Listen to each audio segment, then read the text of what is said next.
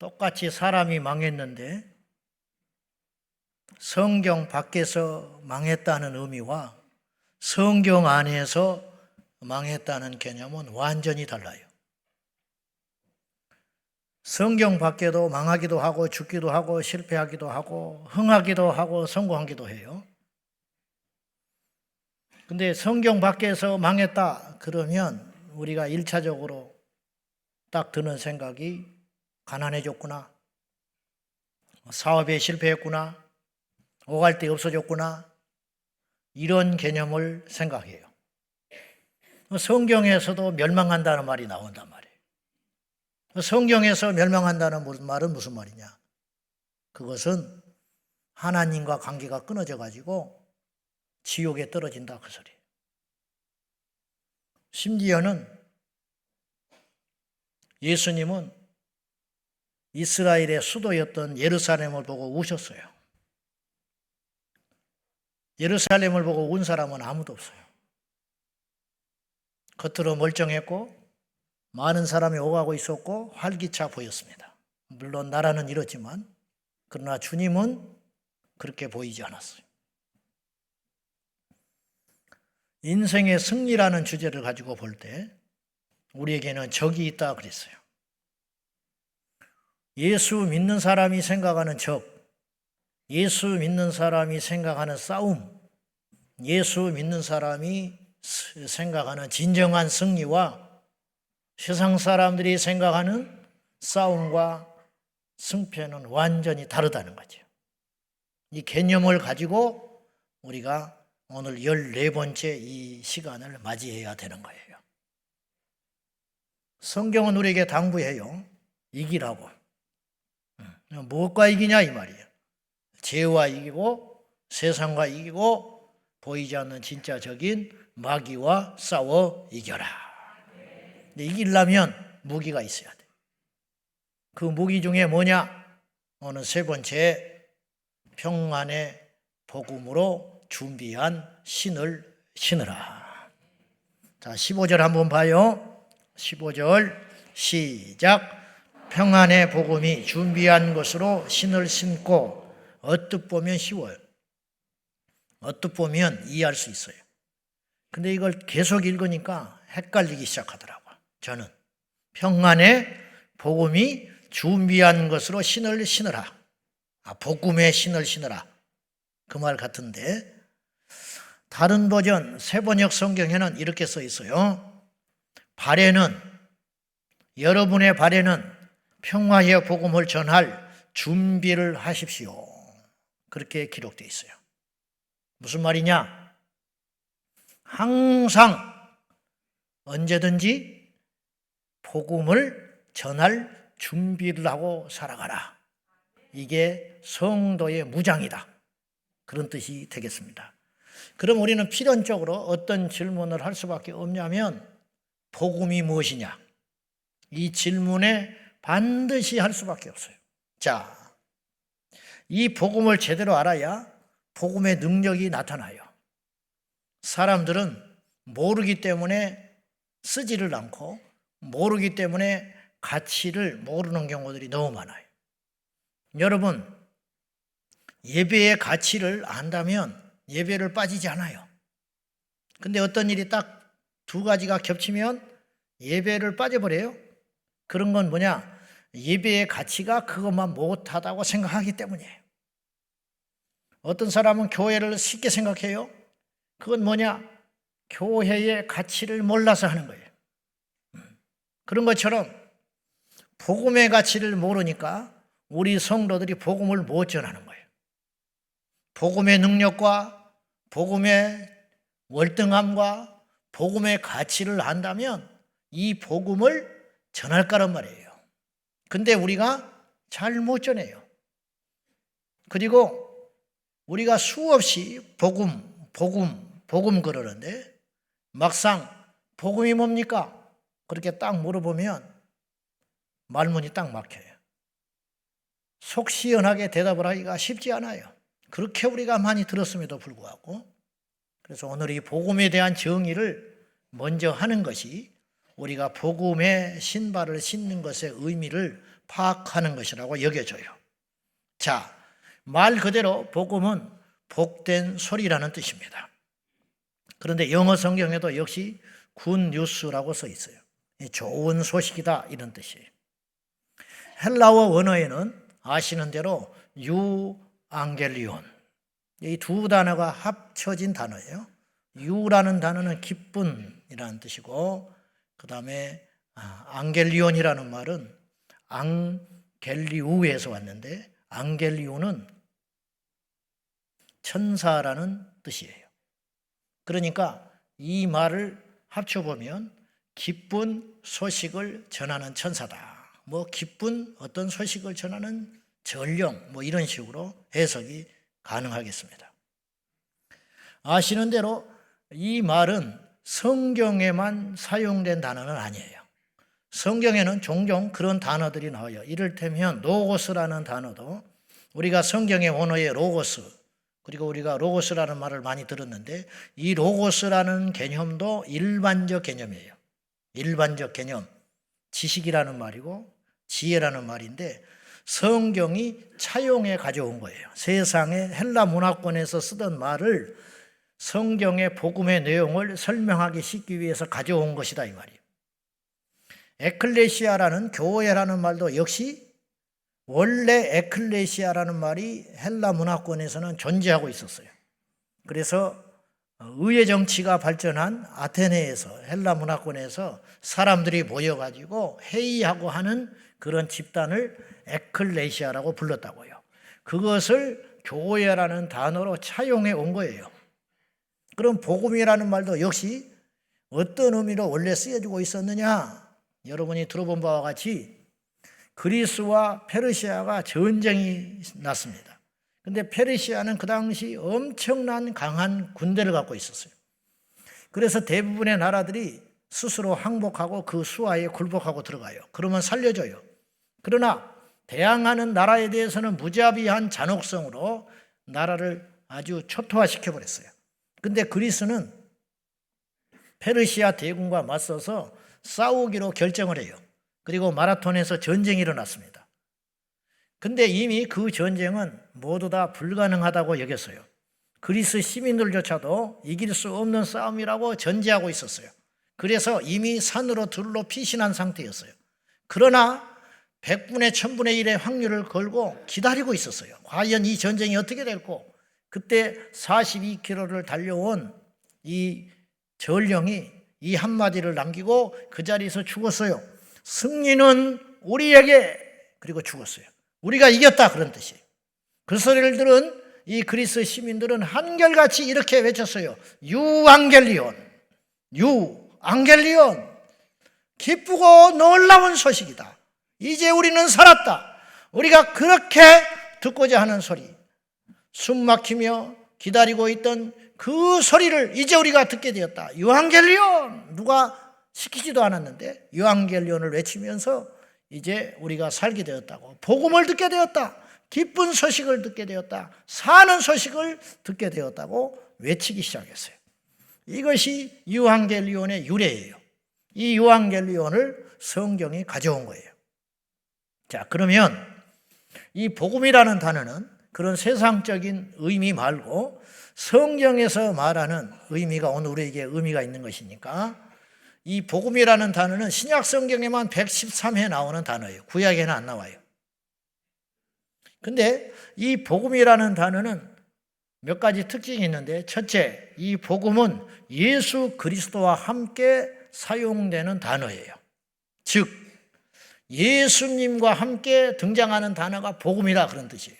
마가복음 1장 1절입니다. 다 같이 시작. 하나님의 아들 예수 그리스도의 복음의 시작이라.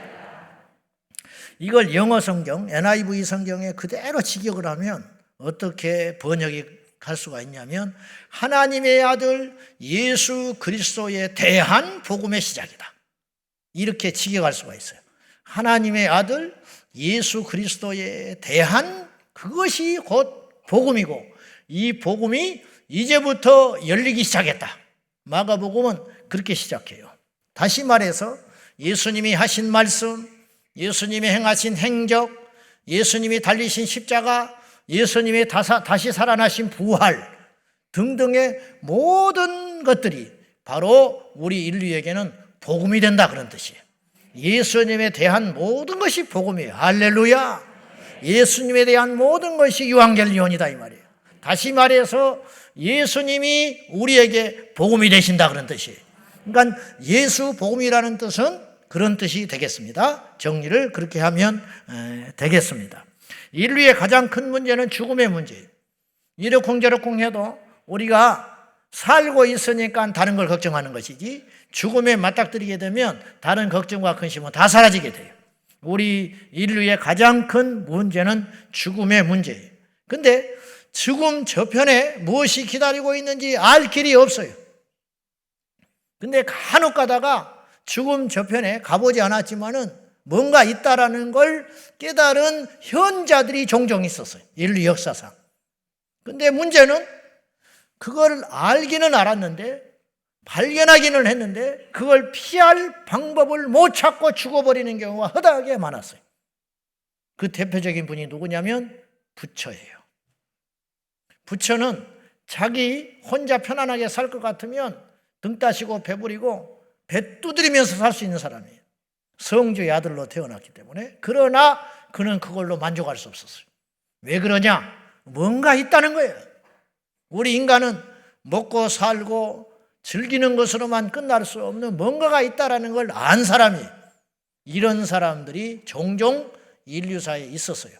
근데 그 답을 찾아보려고 몸부림을 치고 몸부림을 쳤는데 해법을 만나지 못하고 대부분 죽고 말았어요. 예수님은 우리에게 이렇게 말하셨어요.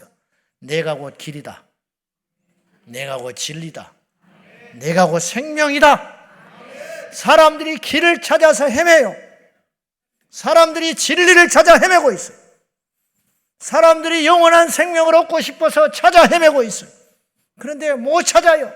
혹은 길이 아닌데 길인 양 착각하고 만났다고 그것에 기뻐하고 환호하지만 실상은 길이 아닌 헛된 길을 가다가 빙빙 돌다가 마지막에 속아가지고 죽고 마는 것이 대부분의 인생이에요. 우리 주님은 길을 못 찾고 죽어가는 인생들에게 진정한 유앙겔리온이 되신 분이다, 이런 뜻이에요. 성철 스님은 무던히도 몸부림을 친 분이에요. 그분은 8년간 장자불화를 했던 분이에요. 이게 무슨 말이냐? 8년 동안 누워서 잠을 안 잤어요. 앉아서 잠을 잤어요. 그래가지고 혹시라도 누울까 봐 자기 앞에 칼날을 시퍼렇게 갈아가지고 천장에 매달아 놓고 이렇게 앉아서 버텼어요. 그래 까딱 하면 얼굴이 벤 거야. 나도 종종 우리 교회에 어떤 사람 앞에는 그걸 놓고 싶은 마음이 있어. 그냥 예배 끝나면 코가 없어져 버리는 거야.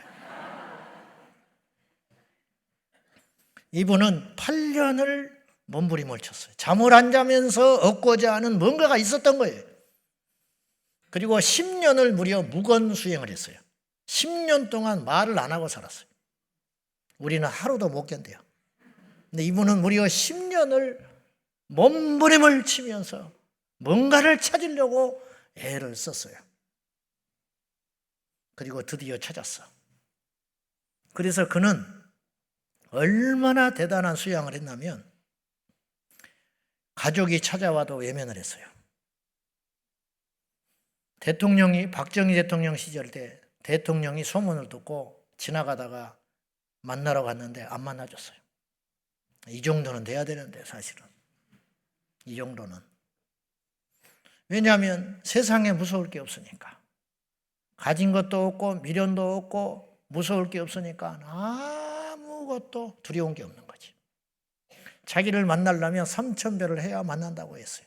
폼을 잡으려고 한 게 아니라 만나고 싶지 않아서 그런 거예요. 근데 이 기자가 3,000배를 하고 나타났어. 그래서 물었어요. 스님, 그 당시 불교 신자들이 1,300만이라고 했는데 불자 1,300만이 있는데 이들에게 해주고 싶은 말이 있으면 한마디만 해주십시오. 그랬어. 그랬더니 성철 스님이 이렇게 말했어요. 내 말에 속지 마라 그래. 예? 뭐라고요? 내 말에 속지 마라 그래. 내 말은 다 거짓말이요. 그리고는 돌아가서 가버렸어요. 저는 이분이 깊은 수양을 통해서 깨달았다고 봐요. 왜냐? 나는 하나를 알게 됐어. 내가 이 길을 가기는 가지만 그건 길이 아니야. 그러니까 혹시 내가 지금 길을 못 찾아서 나도 헤매고 다니는데 내 뒤를 따라서 내가 마치 길을 발견한 사람처럼 내 뒤를 따라올까 봐 걱정이 돼서 내 말에 속지 마.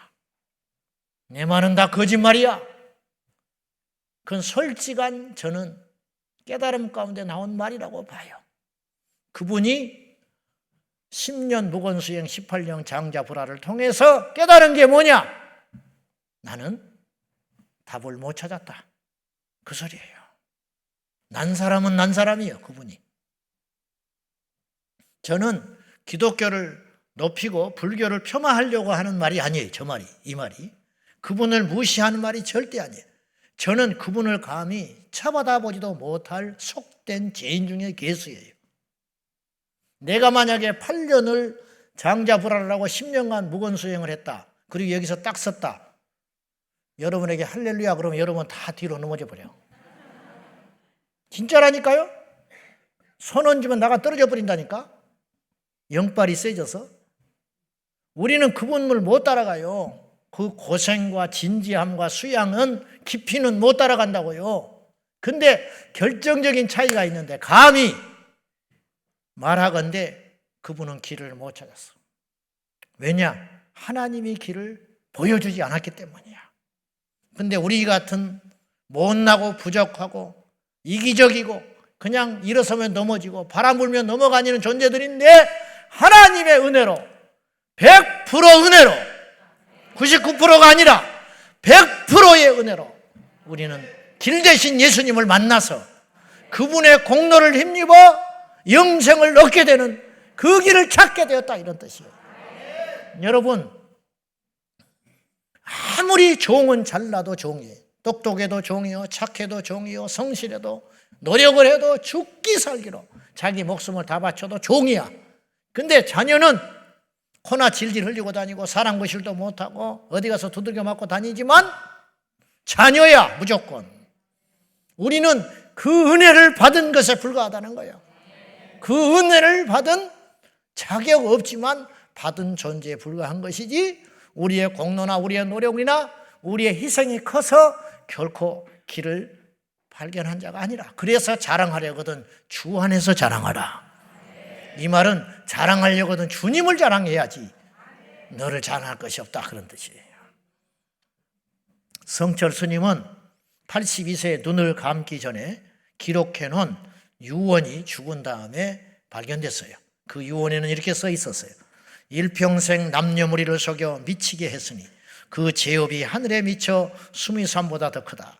산채로 불의 압이 지옥으로 떨어지니 한이 만갈래나 되는구나. 그리고 그는 죽기 전 54년 동안이나 속죄에서 낳은 외동딸이 하나 있었어요. 그 딸을 죽기 전에 이분도 사람인지라 핏줄을 만나고 죽었는데 54년 만에 만난 그 딸을 만나서 이렇게 고백을 했어요. 내가 인생을 잘못 선택했다. 나는 지옥에 간다. 내 죄는 산보다 높고 바다보다 깊은데 내 죄를 어찌 감당할 수 있겠는가. 내가 평생을 포교한 것은 다 헛것이로다. 우리는 구원이 없다. 죄값을 해결할 자가 없기 때문이다. 이렇게 참 고백을 하며 자기가 깨달은 게 그거야. 그래서 보면은 감히 이렇게 인생을 분류를 해보면 이런 측면에서 볼 때 영생과 관련하여 분류를 해볼 때 인생의 길과 진리와 생명의 측면에서 분류를 해볼 때 아무 개념 없는 짐승과 같은 존재들이 있어요.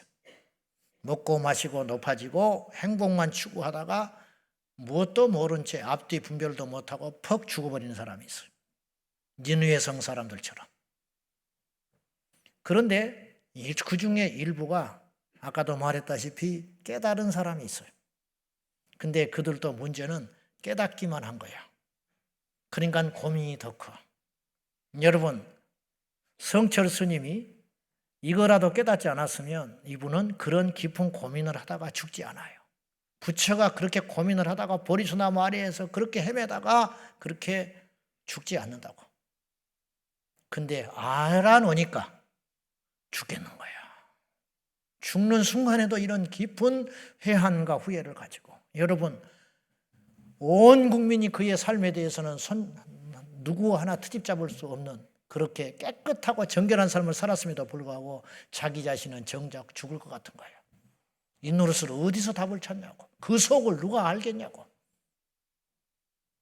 우리는 그러면 누구냐? 우리는 길을 발견했어요. 문제는 이것에 있어. 길을 발견했는데 안 가. 내 자아에 똘똘 뭉쳐가지고 내 욕심과 내 자아를 버리지 못해서 발을 못 디딛고 있는 불쌍한 인생들이 있다 이런 뜻이. 우리는 어떻게 해야 되느냐? 길을 발견했으면 그 길로 가라. 그것이 행함 있는 믿음이라 이런 뜻이에요. 진리를 찾기를 원했지만 찾지 못한 채 거짓에 속은 인생들에게 성철 스님은 경종을 울리고 죽었어요. 생명이 아닌 사망을 향하여 달려가는 자들에게 예수 그리스도는 진정한 유앙겔리온이 되셨어요. 나를 믿고 내 말을 믿으면 너희가 영생을 얻게 되리라 그랬어요. 예수님이 강팍한 인생들의 마음을 알기 때문에 어떻게든지 안 믿는 무리들을 향하여 믿게 하려고 주님이 이렇게도 말씀을 하셨어요. 너희가 내 말을 믿지 못하겠거든 나의 하는 것을 보고 믿어라. 그랬어. 말은 다 할 수 있다 이 말. 예수님이 하나님의 아들이라 그렇게 말하셨어요. 이건 절대 거짓이 아닌데 사람들이 받아들일 만한 준비가 안 돼 있는 거예요. 하나님의 아들이 이 땅에 오셔서 하나님의 아들이라고 말하는데 사람들은 그 하나님의 아들 예수님을 거부했다 이 말이에요. 그래서 요한복음 1장에 빛이 이곳에 왔는데 사람들은 빛보다 어둠을 더 사랑하는 거로 그 빛 대신 예수님을 영접하지 않았다. 그러나 영접하는 사람이 있다. 그 영접하는 사람에게는 하나님의 자녀가 되는 권세를 주셨느니라. 예수님이 그렇게 말하셨다. 그러니 하나님의 아들이 하나님의 아들이라고 말하는데도 불구하고 그걸 받아들일 아직 준비가 안 돼 있어요. 그래서 주님께서 받아들이지 않는 그들을 향하여 이렇게 말하신 거예요. 내 말을 믿지 못하는 건 내가 어느 정도 이해할란다. 그렇다면 내가 한 거를 보고는 믿을 수 있지 않냐. 여러분, 기적이라는 것도요, 사람이 할 수 있는 기적이 있고 하나님만이 할 수 있는 기적이 있어요. 무슨 말이냐? 물고기 2마리와 떡 5개로 5,000명을 먹이는 것은 예수님만 할 수 있어요. 무리를 걷는 것은 예수님만 할 수 있어요. 죽은 나사로를 살리는 것은 예수님만 할 수 있어요. 문둥병자를 만지사 병을 중단시키는 것이 아니고 다시 예전의 모습으로 회복시키는 것은 예수님만 할 수 있어요. 그것을 보면 말을 못하는 거예요. 물을 포도주로 만드는 일은 예수님만 할 수 있어요. 떨어진 포도주를 백방으로 노력해서 구해가지고 오면 아이고 기적적으로 포도주를 가져왔네 그렇게 말을 할 수 있으는 몰라. 수단 좋고 지혜롭고 준비된 사람이 포도주를 모자란 포도주를 보충할 수는 있지만 그 물을 포도주로 만드는 분은 예수님밖에 없다 이 말이에요. 그것을 보고 믿어라. 뭘 믿어? 내가 길이야. 내가 진리야. 나만이 생명이야. 인류 역사상 예수님만 이렇게 말할 수 있는 자격이 있는 거예요. 이렇게 말한 사람들이 종종 있었어요. 자기가 하나님이니 자기가 진리니 이렇게 떠들어대는 사람이 종종 있었어요. 그러나 그들은 다 거짓말하는 거예요. 예수님만이 내가 곧 길이요 진리요 생명이라 말할 수 있는 자격을 갖추신 분이에요. 만약에 예수님의 이 말씀이 거짓말이었다면 예수님의 행하신 능력이 안 나타나야 되는 거예요. 그러나 그분은 삶으로 능력으로 십자가에 죽었다가 사흘 만에 부활하심으로 당신께서 길이고 진리고 생명인 것을 스스로 증명해 보이셨다 이런 뜻이에요. 그래서 예수님께서는 죽음의 권세를 이기신 증거가 확실히 있는 거예요. 성철 스님은 생전에 이런 말도 했어요. 부처는 지옥에 있다 그랬어요. 부처가 지옥에 있다고 하니까 시시한 사람이 그렇게 말을 하면 이단이고 뭐 파면시키니 어쩌니 신성을 못 오겠니 난리를 해야 되는데, 성철 스님이 부처는 지옥에 있어 해버리니까 할 말이 없는 거야. 그래가지고 젊은 후배 스님들이 이걸 어떻게 해석을 해야 되냐, 이것을. 그래서 이제 해석에 들어간 거야. 부처가 지옥에 있다 그러니까 나중에 수습을 이렇게 했어요. 성철 스님이 하신 부처가 스승이 있다라는 말은 맞다. 그분이 거짓말할 리는 없는 거지. 맞는 말이다. 그런데 그분이 왜, 그 부처가 왜 지금 지옥에서 그 고통을 받고 있는가? 그것은 어리석은 중생을 계도하기 위해서 대신 불구덩이에서 고통을 받고 계신 것이다. 나미아미타불 이렇게 얘기한 거야. 그것도 그럴듯하잖아. 응? 그분이 지옥의 불구덩이에서 고통을 받는 것은 지금 남아있는 중생들을 계도하기 위해서 지옥불에서 고통을 받고 있다. 이렇게 한 것이지 다른 뜻이 아니야. 즉 그분은 극락에 갈 수도 있는데 너희들을 위해서 지금 지옥에서 고통을 받고 있으니 얼마나 귀한 분이냐. 이제 이렇게 해석을 한 거예요. 예수님은 뭐라고 하셨어요? 십자가에 달리시기 직전에 한편에 달린 강도와 함께 그에게 이렇게 말했어요. 오늘 네가 나와 함께 낙원에 있으리라. 예수님은 당연히 낙원에 갈 것이고 있던 대로 다시 회귀 돌아갈 것이고, 너도 나를 믿기만 하면 네 인생이 아무리 형편없는 인생을 살아서 지금 십자가에서 죽을 만큼의 흉악한 죄인이라 할지라도 나를 믿기만 하면 오늘 나와 함께 낙원에 있으리라. 내가 길이니까, 내가 그렇게 한다면 하는 거야. 내가 진리니까. 여러분, 이 길을 놔두고 세상에 나가서 헤매는 인생들이 있다, 이런 뜻이죠. 그래서 성경에는 바울이 갈라디아서 1장에 복음이다 복음이 아니라는 거예요.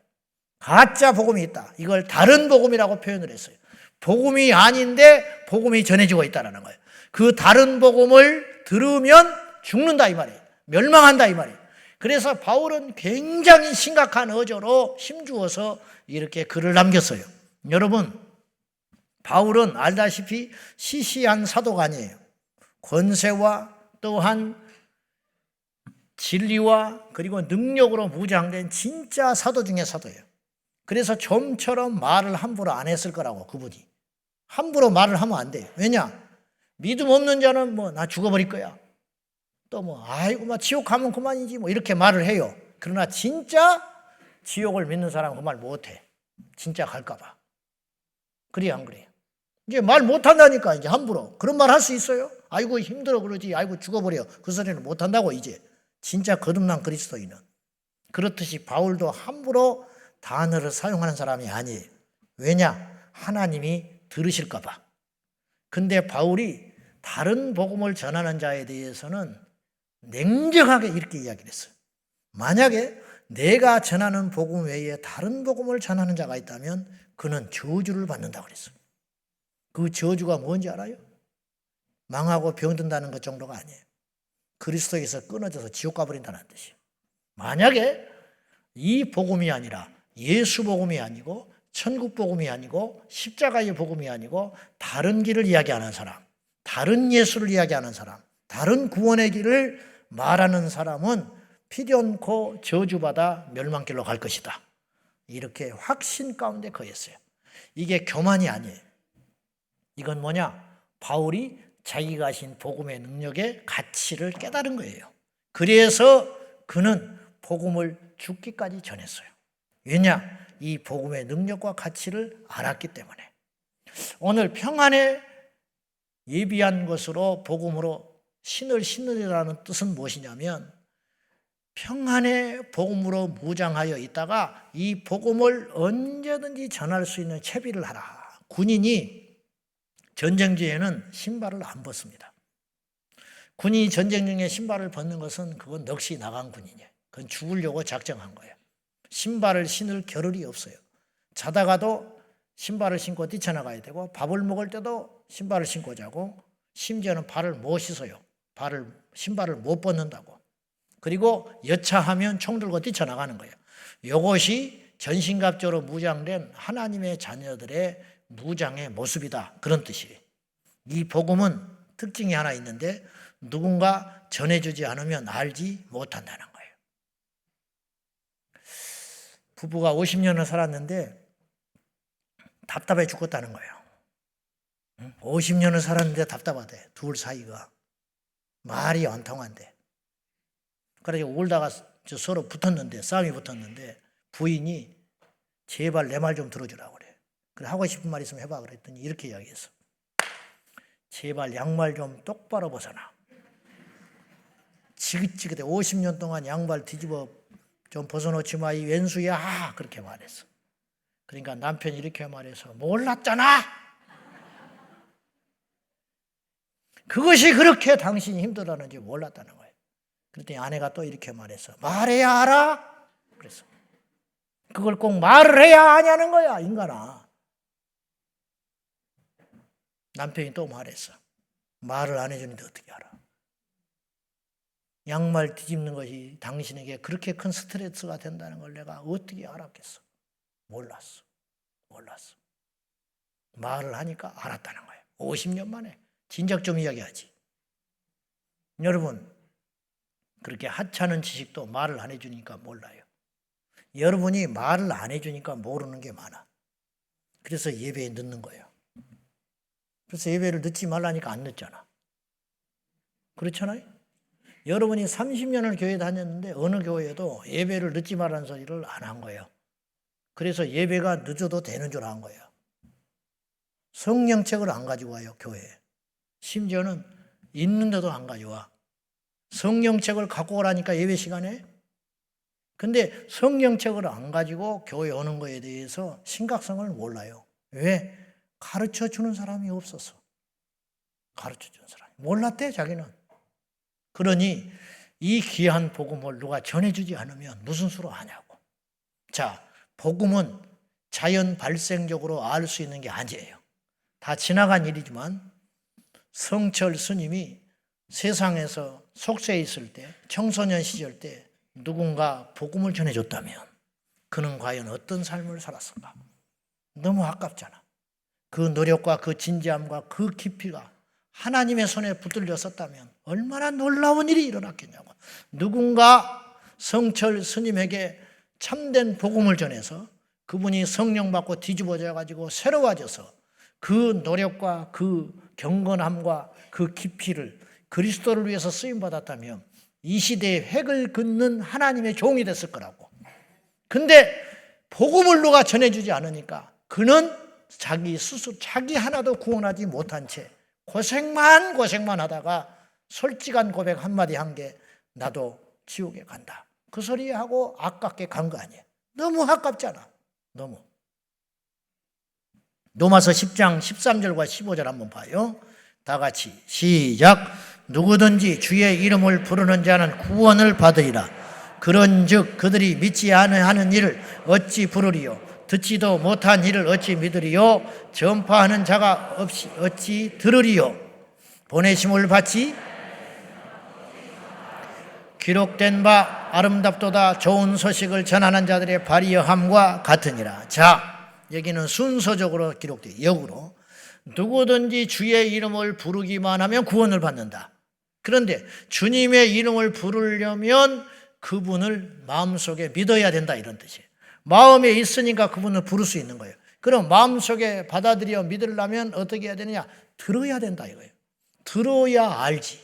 알아야 믿고 믿어야 부르지. 부르야 구원받는다, 이런 뜻이에요. 그러면 이것을 내가 알기 위해서는 누군가 전해줘야 된다는 거예요.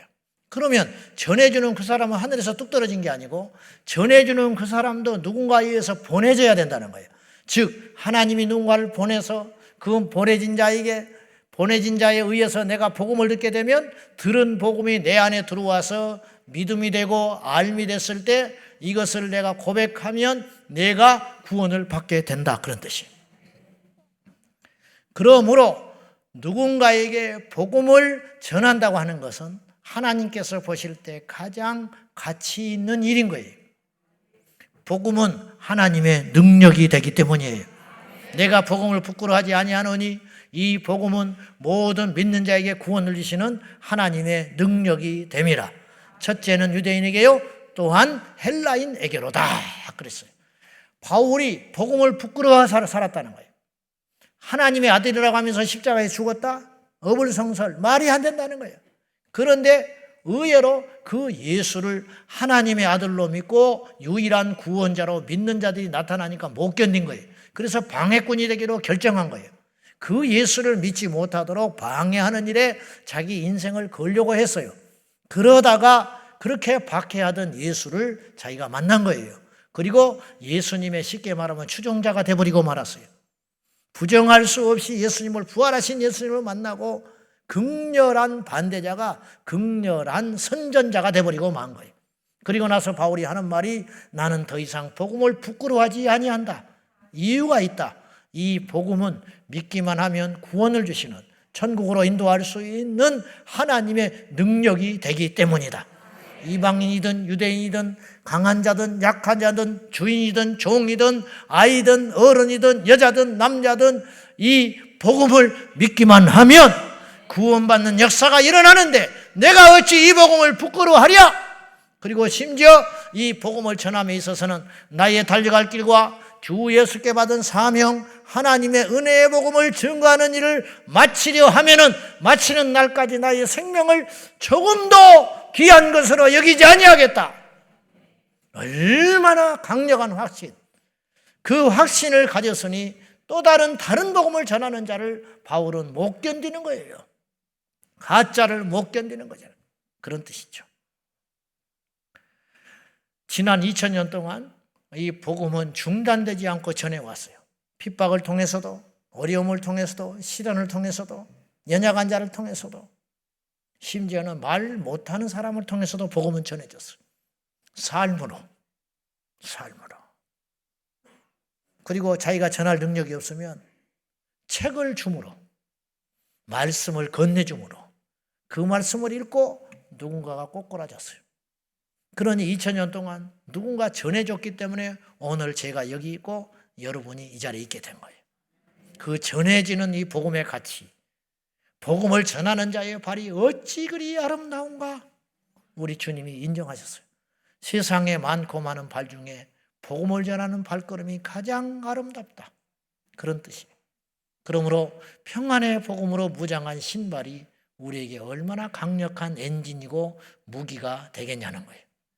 예수님이 누가복음 10장에 보면 2명씩 짝을 묶어가지고 파송을 했습니다.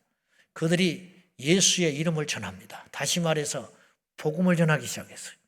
복음을 전하고 들어온 그들이 예수님께 기뻐서 보고합니다. 주여, 자기들도 이 정도인지는 모르는 거예요. 이 정도의 능력과 가치가 있었다는 걸 몰랐어요. 주여, 주의 이름으로 귀신이 항복하더이다. 항복할 줄 몰랐다는 거예요. 어려운 싸움인 줄 알았어요. 그런데 예수의 이름을 전하니까 퍽퍽퍽 나가떨어져.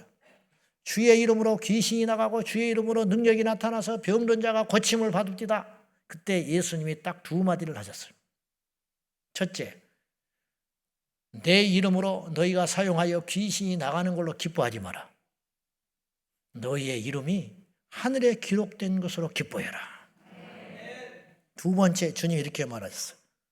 너희가 가서 복음을 전할 적에 하늘에서 사탄이 땅에 떨어진 걸 내가 보았노라. 복음을 전했더니 사탄의 진이 파괴돼 버리는 거예요. 여러분, 이 세상에 복음이 전해지면 이 복음 폭탄이 터져서 죽을 사람이 살아나고 망할 자가 일어나고 낙심된 자가 소망을 얻게 되고 지옥에 갈 자가 생명을 얻어 천국에 가는 놀라운 역사가 일어나는 거예요. 제가 학생들을 여러 해 가르쳤거든요. 전도사를 할 때 제가 애들한테 윤리를 가르치지 않았어요. 어른 보면 인사해라, 착하게 살아라, 선하게 살아라, 부모에게 잘해라, 그런 말은 거의 안 했어요. 제가 외치고 전한 것은 이거밖에 없었어요. 예수 그리스도, 예수를 전했어요. 그런데 들어간 예수 그리스도의 이 복음이 들어간 예수가, 그들의 마음속에 들어간 예수가 이들에게 소망을 주고, 이들에게 희망을 주고, 이들에게 꿈을 주고, 이들을 일어나게 만들고, 이들을 착하게 만들고, 이들을 거룩하게 만드는 것을 무수히 사역 현장에서 봤어요. 다른 것 없어요. 인류의 답은 복음, 유한겔리온 예수 그리스도밖에 없어요. 그런데 이 예수를 전해 듣지 않으면 소망이 없는 거예요. 이 예수를 들어야 삽니다. 이 예수를 먹어야 산다고요. 이 예수를 믿어야 천국 간다고요. 다른 길은 없다니까요. 그래서 이 예수를 전하기에 미친 사람들이 있는 거예요. 이 시대에 일찍 눈뜬 사람이 있는 거예요. 그 가치를 아는 사람이 있는 거예요. 똑같이 교회를 다니는데 어떤 사람은 자기 신앙 하나도 유지하지 못하고 절절절 매는 사람이 있는가 하면, 어떤 사람은 자기의 전 인생을 걸고 그 복음을 전하기 위해 달려가는 자들이 있더라 이 말이에요. 과연 하나님 앞에 갔을 때 어떠한 대우를 받을 수 있겠냐는 거예요. 지난번에 청주에 청교사님들, 우리 선교사님들이 기도회 모임이 있었어요. 이분들이 코로나가 3년간 어간 지나는 동안에 전도도 못하고 복음도 못 전하고 뭐 예배도 못 드리고 하니까 이들이 온라인상에서 줌으로 335 모여서 연락이 되는 대로 줌 기도회를 하기 시작한 거예요. 선교사님들이 영적으로 막 힘드니까.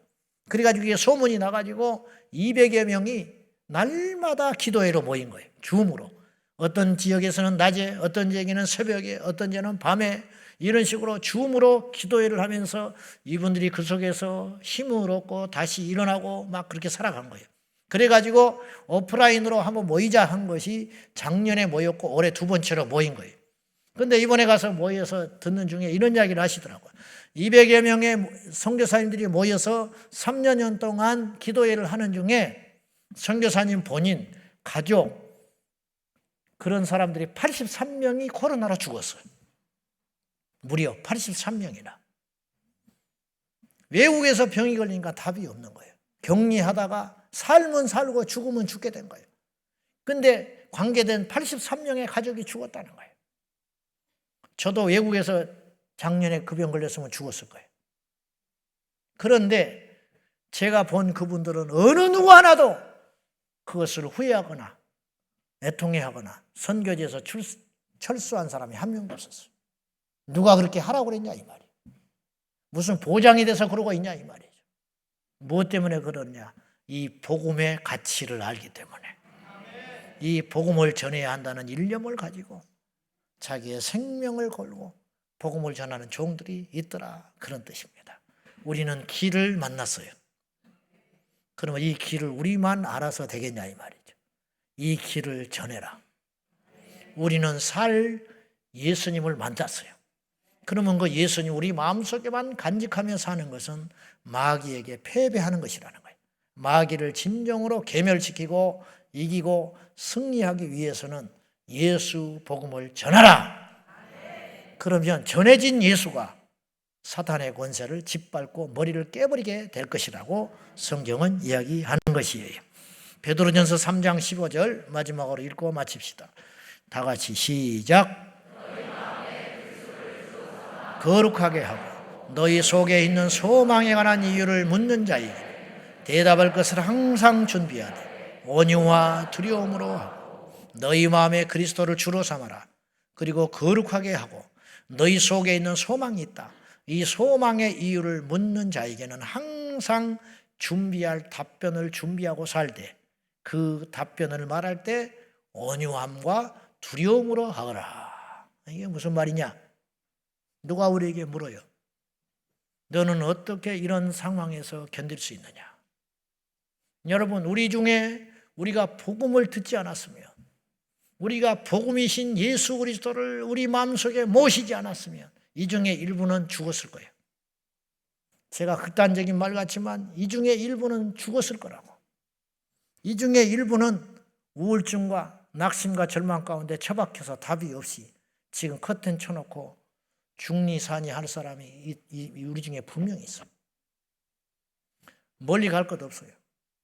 저 자신이 제가 만약에 복음이신 유한겔리온 예수를 내가 만나지 않았다면 내 인생은 둘 중에 하나로 마감될 수밖에 없어요. 내 인생이 내 뜻대로 안 됐다. 그러면 나는 심한 좌절과 고통 속에 울부짖으면서 낙심 가운데 저는 처박혀 있을 거예요. 근데 다행히 내 뜻대로 인생이 술술 풀려서 내가 얻고자 하는 것을 얻고 내가 가고자 하는 것에 갈 수 있고 내가 오르고자 하는 자리에 올랐더라면 나는 아나무인으로 살 사람이에요. 그러니 이래도 저래도 문제투성 인생이 될 거라는 거예요. 저만 그러는 게 아니에요. 여러분 모두가 다 마찬가지. 표현만 안 할 뿐이지.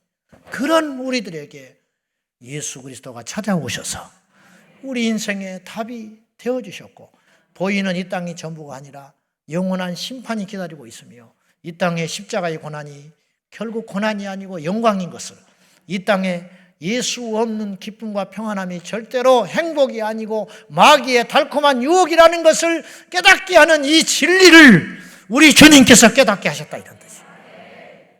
그래서 우리에게 누군가 와서 어느 날 물어요. 너는 어떻게 이런 상황에서 기도할 수 있느냐? 너는 어떻게 이런 상황에서 그 사람을 용서할 수 있느냐? 그렇게 물을 거라 그 말이에요. 그럴 때에 너희는 그 소망에 관한 이유를 묻는 자에게 너에게 있는 인생의 답에 대하여 물을 때에 너는 항상 그것을 대답할 준비를 하고 살아라. 그 답이 나에게 있다. 나는 보잘것없는 인생이지만 나를 견디게 하는 힘이 있다. 나는 보잘것없는 인생이지만 다시 일어나게 하는 이 힘이 나에게 있다. 그것이 무엇이냐? 예수 그리스도. 손양원 목사님이 자기 두 아들을 죽인 원수를 자기 아들로 입적하여 키울 적에 사람들이 물을 거 아니에요. 아무리 목사지만 저럴 수는 없는 것이다. 그랬을 거 아닙니까? 사람의 탈을 쓰고 어떻게 저럴 수가 있느냐고 할 거 아니에요. 그때 손양원 목사님이 무엇을 대답을 했겠냐 이 말이야. 나는 원래 타고난 사람이 그렇소. 나는 체질이 그렇소. 그런 말 안 했을 거라고. 죄인의 개수 같은 나를 구원하신 예수님 때문에 나는 이럴 수밖에 없다라고 말했을 거 아니에요. 그것이 복음이다. 소망에 관한 이유를 묻는 자에게 답변할 준비가 되어 있습니까? 그것이 평안의 복음으로 예비한 인생. 그 인생을 마귀가 흔들겠냐고. 그 인생을 마귀가 걸어 넘어뜨릴 수 있겠냐고. 그 준비를 하라고 오늘 주님이 말씀하시는 것입니다. 기도하겠습니다. 하나님 아버지, 우리에게 복음으로 와주셔서 감사합니다. 길이 없는 인생들에게, 아무리 노력해도 답을 찾을 수 없는 인생들에게 강권하신 은총으로 우리에게 믿음의 자리로 인도해 주시고 독생자 아들 예수 그리스도를 이 땅에 유한겔리온으로 보내주셔서 감사합니다. 그 예수 복음, 그 천국 복음 무장하여 우리에게 소망의 이유를 묻는 자에게 예수 그리스도를 증거하게 하여 주옵소서.